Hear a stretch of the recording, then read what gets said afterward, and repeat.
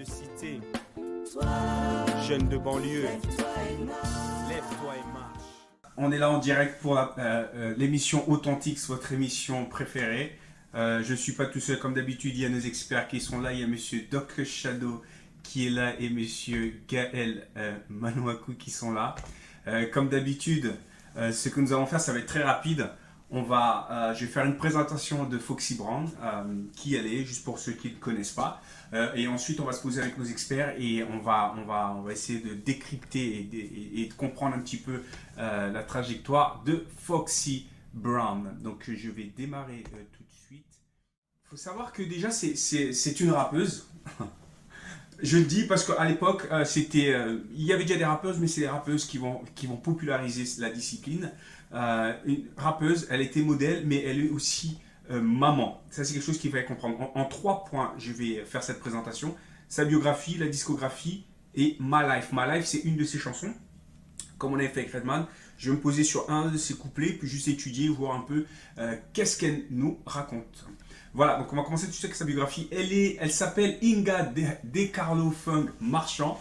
Elle est de Trinidad. En fait, originairement, ses parents viennent de Trinidad. Elle est née à New York. Elle est aussi chinoise de Trinidad. En fait, c'est quelque chose que je viens de découvrir. Elle s'appelle Foxy Brown. Même ça, on va expliquer un petit peu le nom de Foxy Brown. Foxy Brown, en fait, c'était un film sur la Black Exploitation, sur l'exploitation des Blacks. Et l'héroïne s'appelait Foxy Brown. Et en fait, la rappeuse a pris ce nom-là parce que c'était une héroïne emblématique avec un caractère très très fort. Mais Foxy Brown, la rappeuse, elle a son propre style qui est un peu différent de Foxy Brown, l'actrice.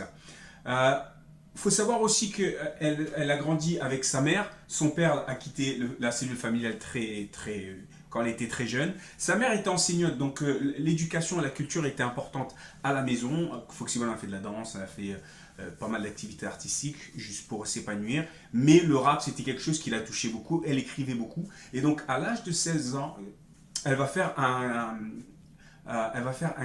comment on va dire, un contest. Elle va faire une petite compétition où elle va gagner. Elle va gagner la compétition, on va se faire remarquer et on va l'inviter à faire un freestyle où il y aura Trackmaster. Trackmaster, c'est des producteurs qui travaillent avec LL Cool J. Sur les dates, il faut préciser parce que là on dit 16 ans, mais sur d'autres informations, on disait que c'était à 14 ans. Donc ça aussi, c'est des choses qu'il faut préciser. Et il y a une autre chose aussi que j'ai oublié de préciser, c'est sur sa date de naissance. J'ai pas réussi à savoir si elle était née en 78 ou en 79. On sait que c'est le 6 septembre, mais on ne sait pas si 78, 79, bon, c'est qu'un an de différence, hein, vous me direz, mais voilà, ça c'est des précisions en fait sur les dates qu'il faut préciser. Et donc elle a été invitée sur le EP de LL Cool J, Monsieur Smith, où elle a posé son premier couplet. Il faut savoir que là, à ce moment-là, elle n'est pas signée, et elle pose sur un single d'un artiste signé LL Cool J, à ce moment-là, c'est quand même... Def Jam, c'est quand même quelqu'un qui a une renommée. Et elle va être aussi invitée sur d'autres singles qui vont faire Platinum. Platinum, c'est 1 million de ventes, hein, pour ceux qui veulent savoir les chiffres.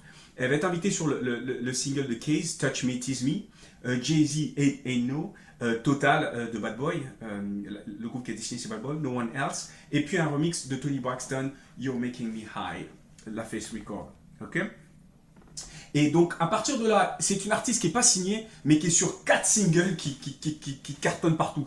Et donc, il va avoir ce qu'on appelle une vente aux enchères, pas nécessairement, mais beaucoup de labels vont faire des propositions pour pour que Foxy Brown travaille avec ces labels-là. Mais c'est Def Jam qui va gagner au final. Et dans la foulée, avant qu'elle sorte elle va sortir son album, mais je voulais faire un petit point avec Lil Kim. Il faut savoir quand même qu'elle est souvent comparée avec Lil Kim, et puis qu'il y a aussi un clash entre Lil Kim et puis Foxy Brown. Voilà. Elles sont arrivées dans la scène musicale à peu près en même temps. Et aussi, il faut savoir qu'elles ont tous les deux mentors qui sont quand même extraordinaires. Jay-Z pour Foxy Brown et Biggie pour Lil Kim. Mais aussi, on prétendrait qu'il paraîtrait que leurs mentors écriraient les textes pour eux. Pour Biggie, on en est sûr à 100%. Pour Jay-Z, Foxy Brown, il y a des rumeurs. Voilà, on est sûr que Biggie l'a écrit pour Lil Kim. Mais aussi, une autre chose qu'il faut préciser, il y a le côté sensuel et la sexualité qu'elles mettent en avant, qui est quelque chose un peu nouveau aussi dans la scène rap, et avec une aisance et une confiance au micro. Mais il faut savoir quand même que dans les années 90, c'est les deux superstars du rap. C'est-à-dire qu'il y avait des rappeuses avant elles, mais elles vont réussir à faire, à populariser le côté au féminin des rappeurs. Voilà, donc ça c'est quelque chose que je voulais montrer rapidement. En fait, il faut savoir que il y a un magazine africain pour les Africains, les Afro-Américains aux États-Unis, qui parle des différentes caractéristiques des femmes noires. Et l'une des caractéristiques des femmes noires, qui était un petit peu, on va revenir un peu dans l'histoire des États-Unis avec l'esclavage et tout ça, il disait qu'il y avait quatre types d'images qui étaient représentées, qu'on donnait à la femme afro-américaine. Il y avait ce qu'on appelait la grand-mère, la mamie, si vous voulez, celle qui s'occupait des enfants, des maîtres, et qui faisait en sorte que ces enfants devenaient des gens bien, mais tout en négligeant ses propres enfants ou en ayant du mal à soutenir, à aider ses enfants.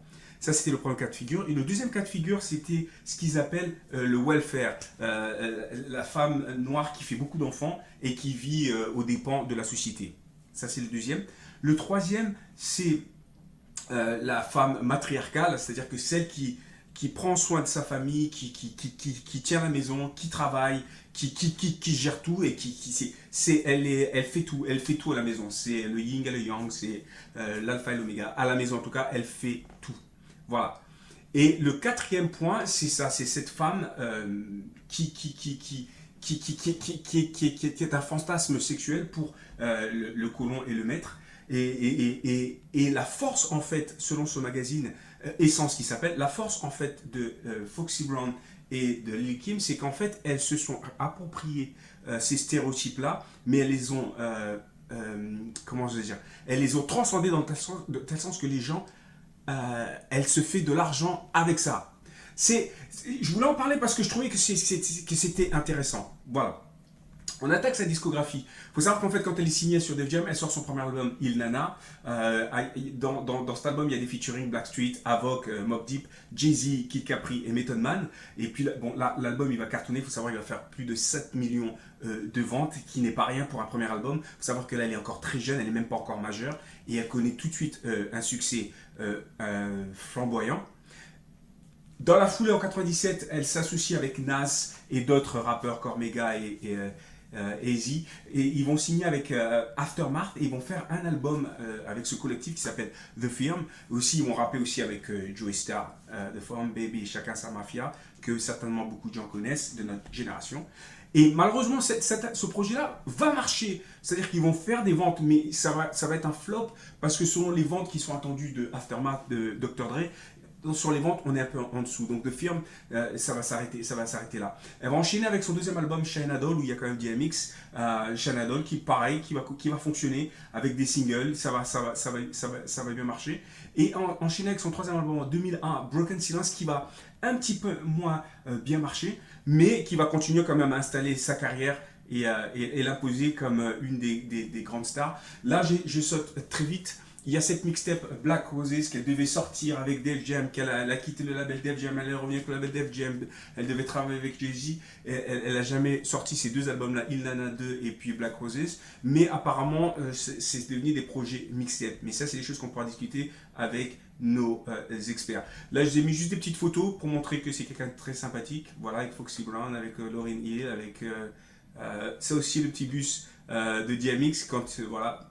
Je trouvais ça très intéressant. Et pour finir, je finirai avec sa chanson My Life qu'on va écouter à la fin. En fait, ce que je trouvais intéressant sur My Life, c'est quand on revient sur l'histoire qu'on a parlé avec Lil Kim.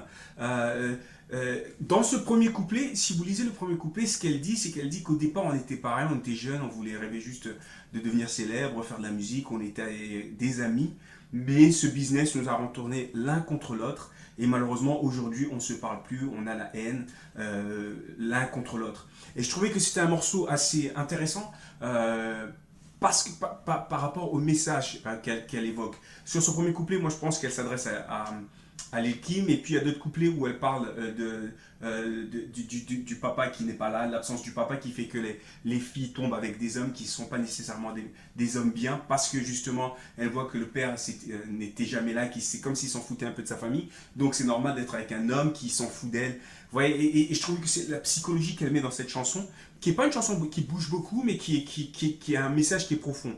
pour montrer quand même qu'il y a une balance dans les textes de Foxyman et qu'ils évoluent aussi, qu'au départ c'était beaucoup peut-être dans le freestyle et puis dans la sexualité, la sensualité, mais qu'il y a quand même eu du fond qui est arrivé après. Voilà, là je vous ai mis les sources que j'ai utilisées pour ceux qui s'intéressent, que vous pourrez retrouver sur J-Store bien sûr.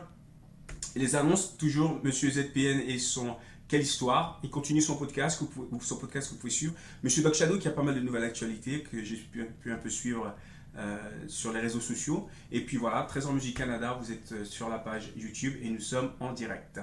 Voilà, pour les musiciens sérieux. Maintenant, on va se poser avec nos 3 experts aujourd'hui, nos 2 experts. Jeunes de cité, jeunes de banlieue, lève-toi et marche. C'est ton avenir qui est en jeu. Vas-y, tu peux le faire. Ils l'ont fait.